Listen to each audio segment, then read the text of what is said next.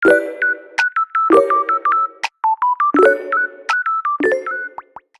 think the hardest thing that I have experienced in the past year was running the PMI tag as president when we had our school events or school performances.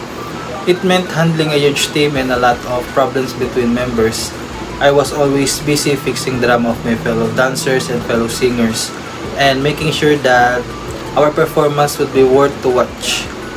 On top of that, I still had to go to my classes, tough dance practices, and singing group rehearsals.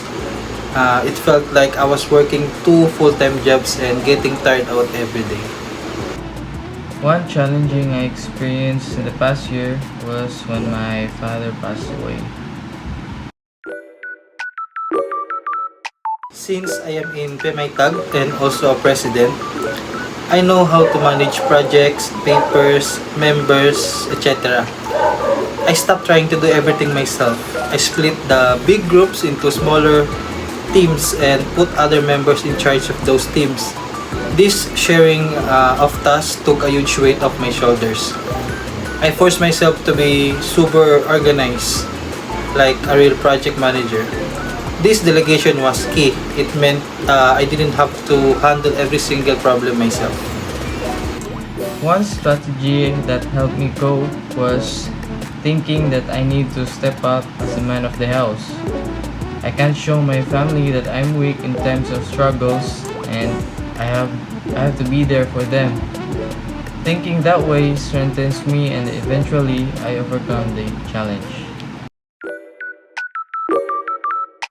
I learned that I'm a lot stronger than I thought I was. I can handle a massive amount of pressure, and I'm actually good at being a leader, even when things get messy.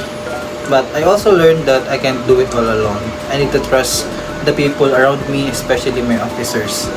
When I finally let go of control, the whole group did better and I wasn't so stressed out. I learned that my resiliency got better. The experience I got through gained so much resilience. I always thinking about what's next. As a president, I feel a huge duty to find a great new leader for PMI Tag and make sure the organization keeps doing well after I leave. It feels like a massive decision. And also, I'm far away from my family for almost 3 years. Even after 3 years, I still miss them a lot. I feel sad about missing important family events. Like recently, my auntie died and I didn't get a chance to see her for the last time. And it's always in the back of my mind.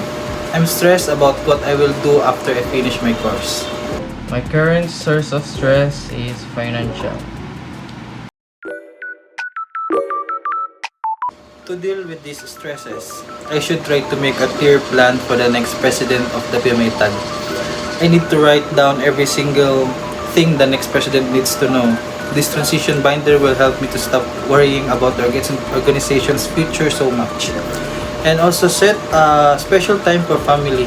I should pick 1 or 2 specific time every week for a video call with my family that's just for fun. No talk about school or money, just easy talk to help me feel close to them again. Applying a part-time job that aligns to my course in school. Adaptability. I've navigated changes and learned new things before.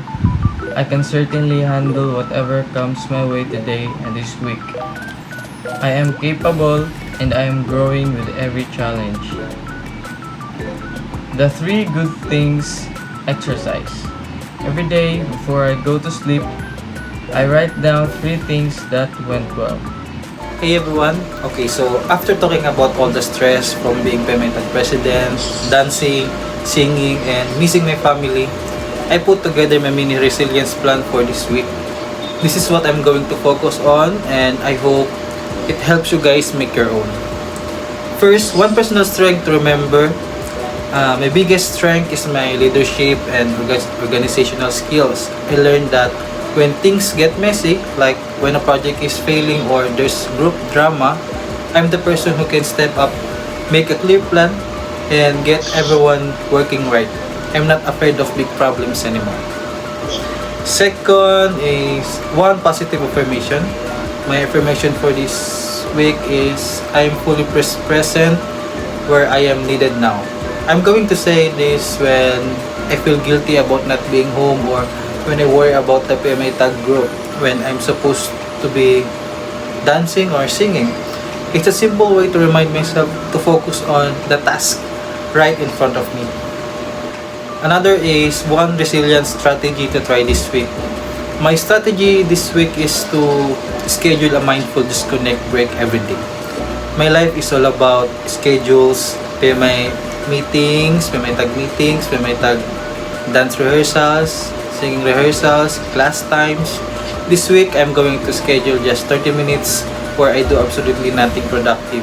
No phones, no emails, no studying, no practicing.